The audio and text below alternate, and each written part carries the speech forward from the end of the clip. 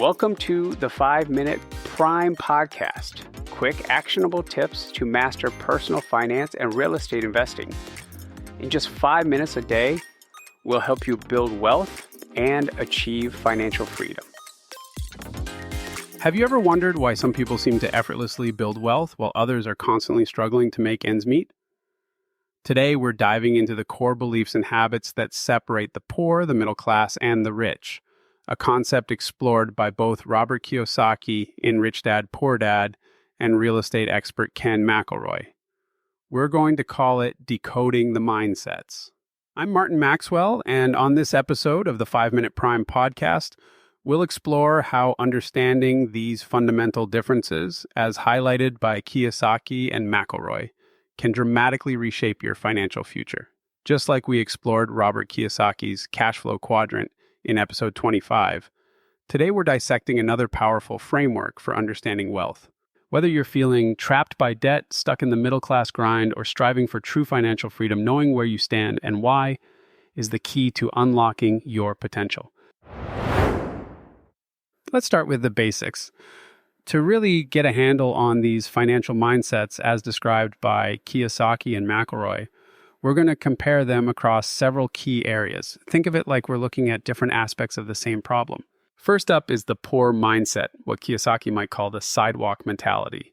Imagine yourself walking on a sidewalk, your eyes fixed only on the next step. That's what the poor mindset, as often described in Rich Dad, Poor Dad, is like. It's very short-term, focused only on immediate needs.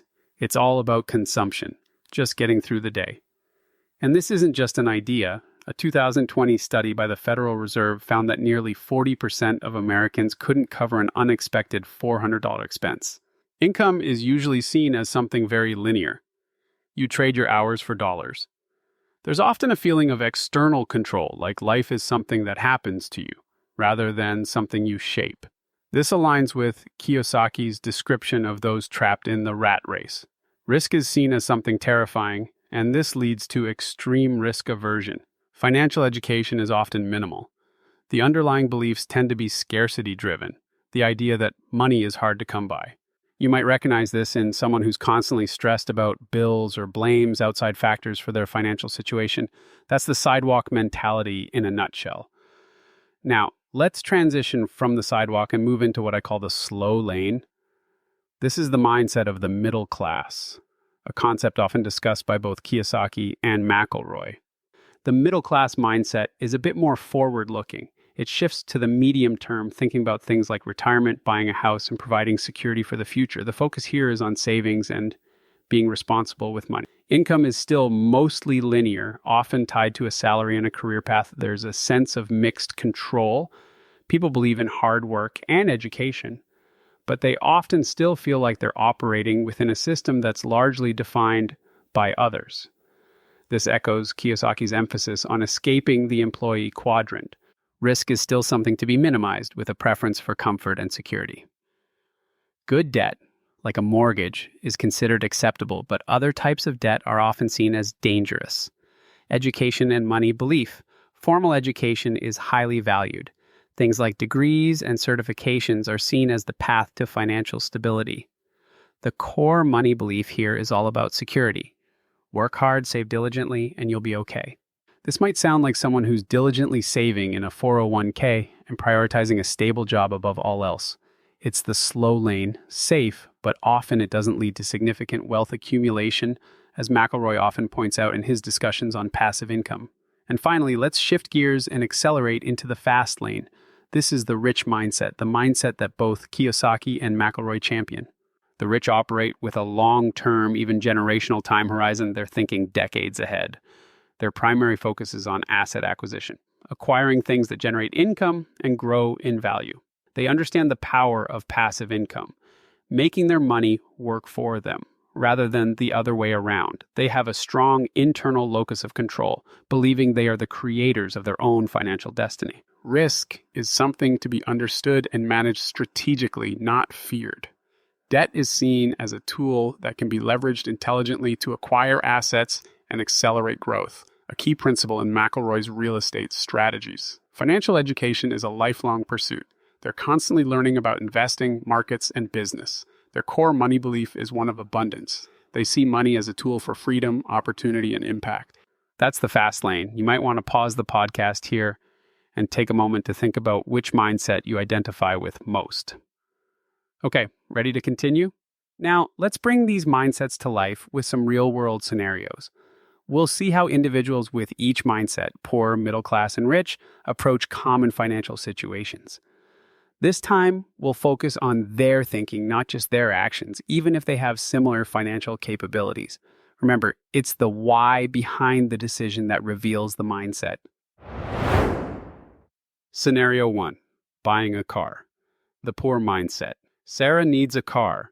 Even though she could potentially afford a slightly more expensive, reliable used car with some careful budgeting and a small loan, her immediate focus is on minimizing upfront costs and monthly payments. She's driven by a scarcity mindset. I can only afford what I can pay for right now.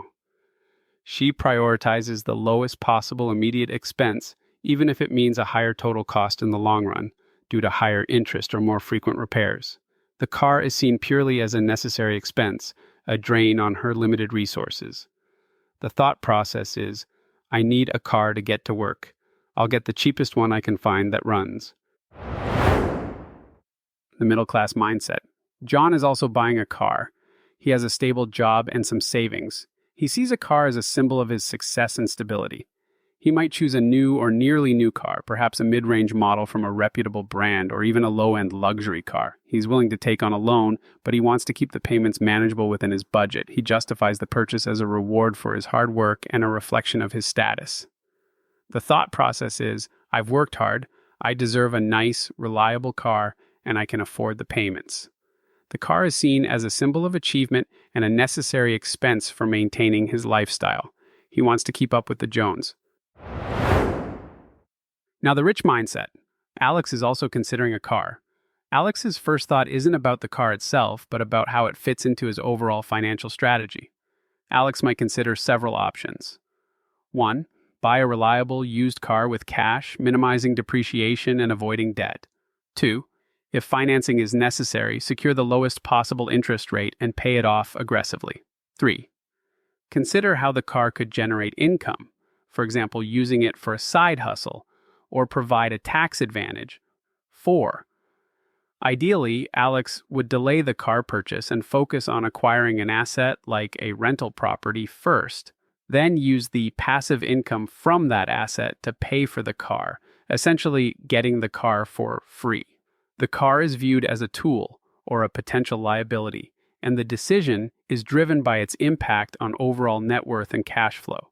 The thought process is, how can I acquire this car in the most financially efficient way, minimizing its impact on my wealth-building goals?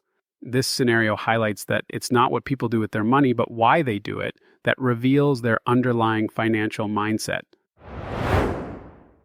So in this first part of our Decoding the Mindset series, we've unpacked the core beliefs and habits of the poor, middle class, and rich mindsets, drawing on the principles championed by Robert Kiyosaki and Ken McElroy. We've seen how these mindsets play out in real-world scenarios, influencing the thinking behind financial decisions. The goal isn't to judge, but to understand. By recognizing these patterns in ourselves and others, we can start to consciously shift our thinking and actions towards a wealth-building mindset. In the next episode, we'll dive deeper into actionable strategies for making that shift. We'll explore key principles from Ken McElroy and other wealth-building experts, and provide a practical toolkit you can use to start cultivating a rich mindset, regardless of your current financial situation. So make sure you subscribe to the 5-Minute Prime podcast so you don't miss part 2. And as always, for more practical tools and tips on building lasting wealth, visit reiprime.com.